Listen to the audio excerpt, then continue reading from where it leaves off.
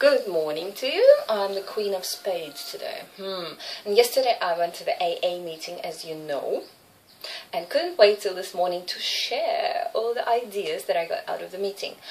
And I had to stop myself. Lena, hold on, didn't you see that paper that said whatever you see at this meeting and you hear at this meeting is going to stay here? And but I want to talk about it. I want to discuss ideas. I want to tell you what I felt and saw. Okay, let's not talk about the people. Let's not talk about that meeting at all. Just the ideas on their own. Is that allowed? Yes, perhaps. These ideas could come from anywhere. Okay. Repetition, habits, addictions. Look at yourself. There's repetition in your life, in my life, and everybody else's life, everywhere. We wake up usually at about the same time every morning. We go to the bathroom, we brush our teeth, we take a shower, perhaps we shave. We usually start from the right and then move to the left side. We brush our hair, starting from the right and then from to the left. Use the same hair bands and look in the mirror before we leave the house, and put on the shoes. Left one first, right one second, and the other way around. I never learned where right and left is. It's so confusing. Damn.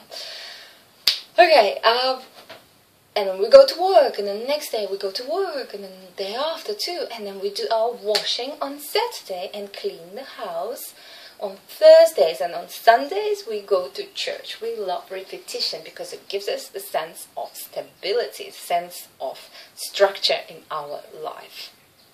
Imagine if you had to sleep in a different bed every single night of the year. Sure, it'd be a 5-star hotel. Would you like that though? Would it feel like home? You'd have to pack your bags and leave every single morning. And there wouldn't be such thing as home.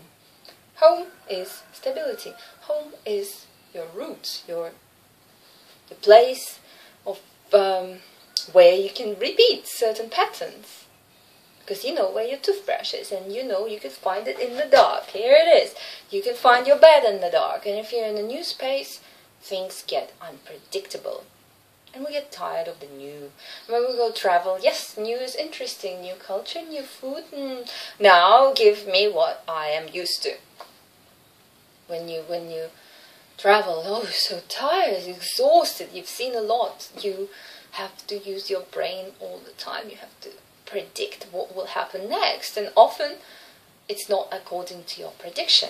Now, why do we crave repetition? Why do we need this? Every single day, with certain exceptions. Not all the time. Why do we want to sleep in the same bed every day? Preferably with the same person. Yes, there are exceptions, but that is a minor part of it. The larger part of it is that we want structure, and we want it to be the same every day, more or less, right? We want to have a stable job. We want to be in the same house for a long time because we love the house, and we are attached to things by interacting with them on a repetitive basis. And with people, we get used to people. Yeah, I didn't really like him at first, but now he's my best friend because we met over and over and over again, and we talked, and we found ways to connect. Although on the first meeting I didn't really feel anything special. I wouldn't be able to tell that this person would be my best friend, right? So repetition. We are designed to obey repetition, like everything else in nature. The cycles that we have talked about before. The day and the night, the rotation of the earth, the year, the month, and all the other cycles that you see in nature. Periods too, there's a cycle. There's a cycle for the cells, our blood cells. Perhaps around 120 days, every blood cell will die. There's just a little cycle inside a larger cycle. Yeah. No, let's not touch cycles. Now, from repetition, from cycles, we move on to habits. And of course, I like to compare everything to a vessel or a bucket or a vault. and you are a vessel, and you fill yourself with all sorts of habits. And by habits, I mean these patterns, repetitive patterns. You decide that your habit will be to exercise every day, an hour. You decided that your habit will be to brush your teeth. You decide that your habit will be to sleep on the right side of the bed. And you decide that when you sleep, your hand will go under your cheek. And you like to hug the blanket. Or you like to put your leg over your wife. Whatever your habit is, it is a habit because you have decided to make it your pattern through repetition. It felt right, you're used to it now. And the word used to is an important word in life. Once you're used to something, it becomes your habit, it becomes part of you. Rewind just a little bit back to the part when I said it becomes part of you. Now, this is where the dangerous addiction can come in. Patterns can be good and can be bad. We can be attracted to the wrong type of girl. And in that sense, it is a bad pattern for you. It's quite destructive if you're attracted to the wrong type of people. The people who will mistreat you and only take from you and probably abuse you in certain ways. Unless that is what you want. But still, if you're attracted to the right type of person, it will probably be better for you from the point of view of other people. Who knows what is better for you? You probably do. And you're probably the only one who knows what's better for you. Now, addictions. Addiction is when the habit goes bad, when the habit gets out of control.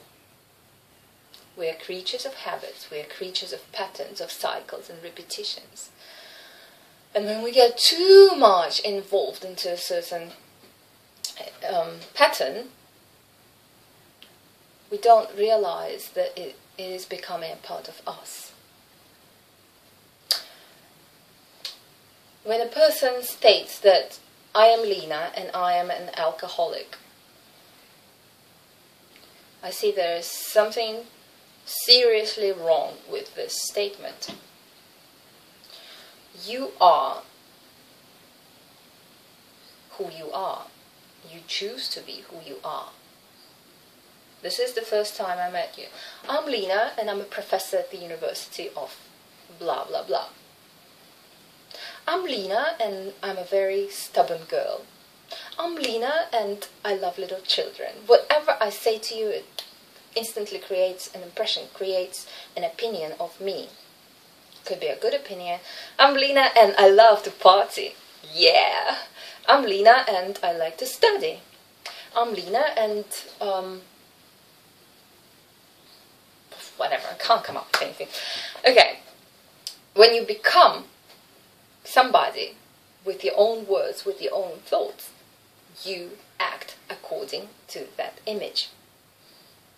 So if I'm going to tell you, I'm Lena and I'm interested in other people, this is a very powerful statement. When I go out into real life, that sound will still stay in my head. And when somebody is talking to me, there's always a reminder. I am Lena and I am interested in other people. Reminder to myself. If I say I'm Lena and I'm an alcoholic, what does it make me? Exactly. It gives me an excuse to be what I just said I am. Yeah, I can say, okay, I'm Lena, I'm interested in other people, and it's not the right thing to do. Or I'm Lena and I'm stubborn. How lovely, stubborn. Yeah, maybe it's not such a good quality, but yeah, stubborn. Are you stubborn too? Me stubborn too? Yeah, we are the most stubborn people. If you don't like that quality, but you still say that you are that, means it's part of you, and this is who you are. If you say Lena, who is a good girl, but she has a bad habit of drinking too much, this separates you from the bad habit. And the bad habit is something that can be let go of. This is Lena, and she has a bad habit of sometimes not changing her opinion quickly enough and insisting that she's right when she knows she's not. That is something that can be let go of. That is not part of Lena. That is not Lena.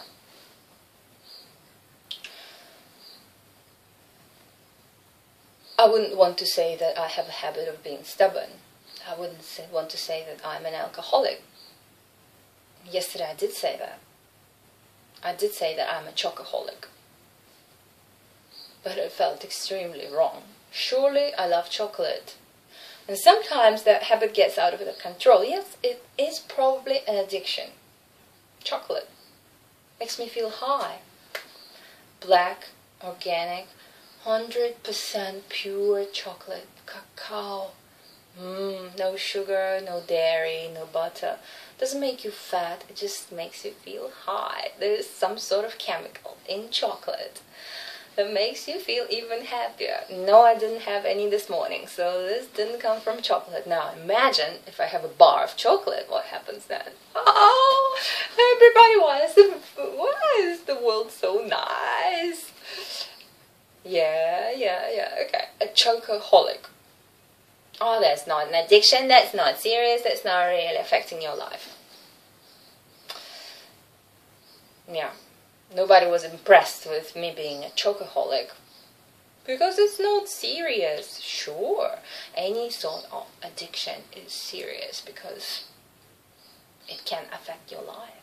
Once you cannot control a desire to do something, once you're sucked into that pattern and you think that that pattern is you and you are one, push, separate yourself from the habit.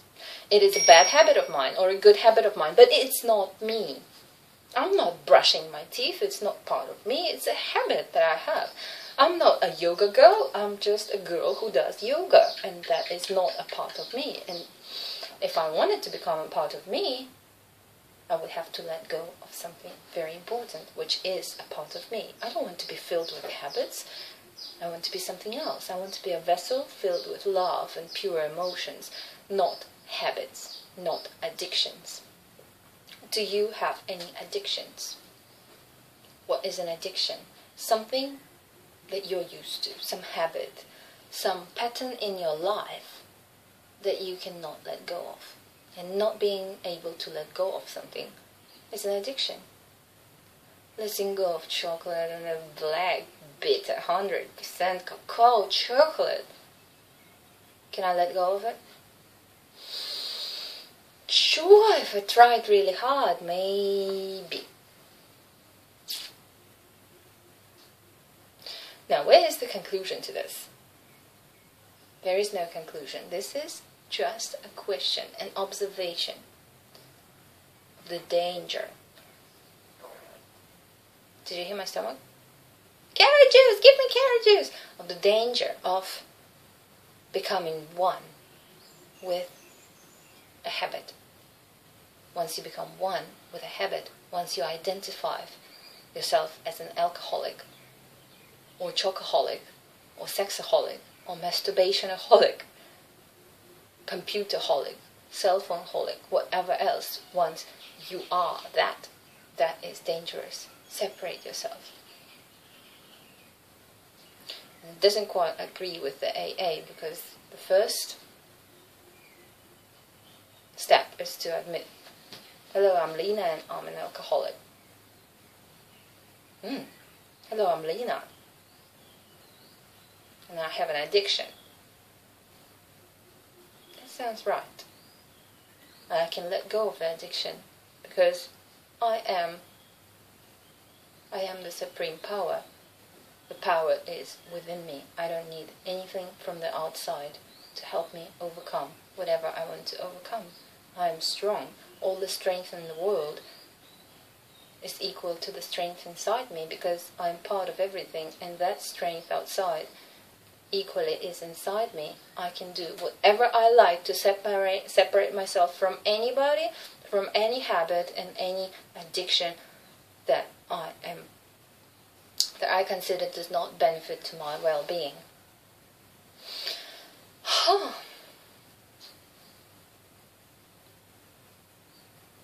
Something feels really light and safe. What did I just let go of?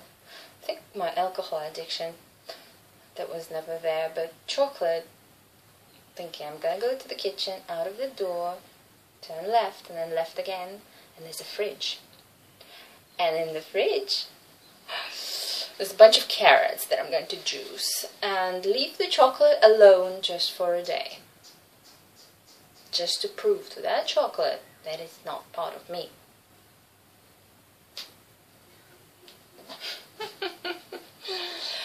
Okay, some things make sense. Some things are empty discussion. But empty discussion brings ideas and brings thoughts. Maybe it triggered something in you to think of yourself, wanting to separate from certain emotions, certain things and certain habits like depression. Hello, I'm Lena and I am depressed. Hello, I'm Lena and some nasty thing called depression is stuck to me. Cut it off. Ugh. Just like an ant on your body. Just like a mosquito. It's outside. It's not part of me if I don't want it. We have the right to reject. Yesterday I did mention rejection and then I never said anything about it in the video. I talked about substitution, remember, and offering an alternative. Now, when somebody asks you for something and you are about to reject them, and this could be a friend asking to meet for dinner, and you're going to say, no, I don't have time. Always fill the gap. Always provide an alternative. Yeah, but I'm free next Wednesday. Or I would like you to have lunch with me tomorrow. Because no matter how innocent it might sound, and yes, you are busy and they should understand, sometimes people have their weak moments. And a friend sounds neutral. Yes, can you have dinner with me tonight? And you say no, but you don't know what they feel like. And sometimes rejection can hurt people. Oh, even my friend doesn't want to meet me. That kind of feeling. Sometimes we are in our lows. Sometimes we are okay and we can handle rejection. Sometimes we feel lonely. Sometimes we need somebody to talk to. We need somebody to listen to us. That time we come to friends, we come to people. And if people reject us, we feel hurt. We suffer because we are vulnerable at certain times. When somebody asks you for anything, if they can borrow your pen, and your pen just ran out, try to offer an alternative. But I have a pencil. But I can meet you tomorrow. No, I cannot come with you to Bangkok, but I know a friend who really wanted to go. Why don't I connect you? And it's up to the person to reject the second part or not, but you have offered an alternative. Rejection is something that we have to be very careful with. It doesn't hurt us when we reject somebody. When somebody tells you, I like you, I want to be your partner. It's like, nah, we can just be friends. Being friends is an alternative, but in this context it's not. Getting to know each other and later slowly sort of letting it go. Yeah, perhaps. Sometimes, and I know 154 is now thinking, but sometimes you need to be concrete and firm on what you're going to say to the other person. I know you love to argue with me. You'd like to defend the opinion because it's not always black and white. Sometimes it's grey. Okay.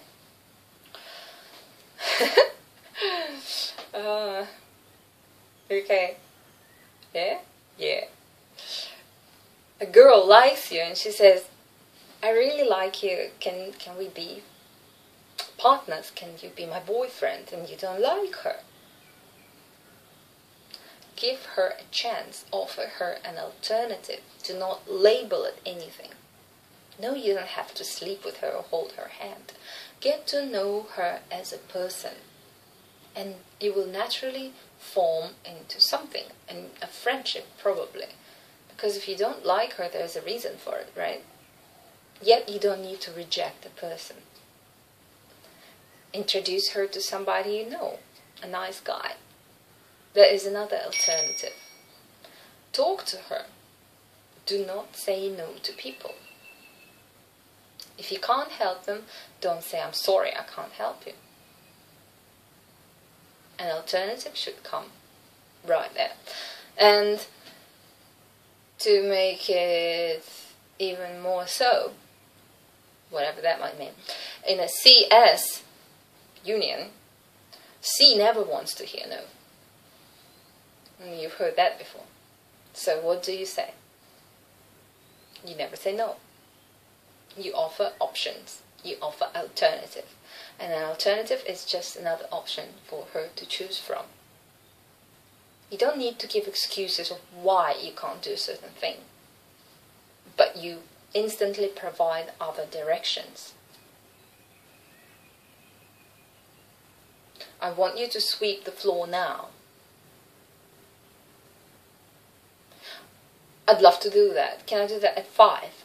Yeah, sure. Instead of saying, no, I can't do it now, I'm sorry.